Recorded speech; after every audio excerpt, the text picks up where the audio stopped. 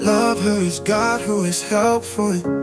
Help me to open my eyes. The first step is I find you. Remember my mouth. I can say the page of the words have written in my heart. And I told you that I love you. So my wife, listen and let me tell me what is in my heart as a result in your curious gift. And say again, I will love you forever. Mukundwa kasi kusezeranyeko. Ichigihango tumaze kugirana, cyo kuba tumaze kugirana abana babiri, umukobwa w'umuhungu wacu. My darling, naguseranyako ntazigera njya kure.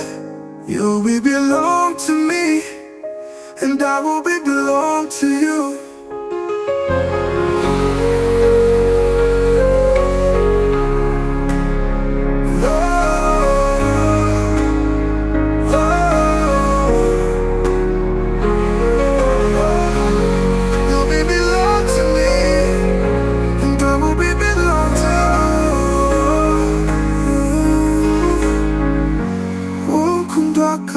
Kusezeranyeko iki gihango tumaze kugirana,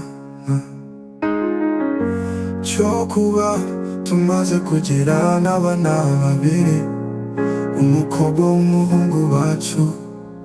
My darling, ndaguseranyako ntazigera njya kure. You will belong to me and I will belong to you.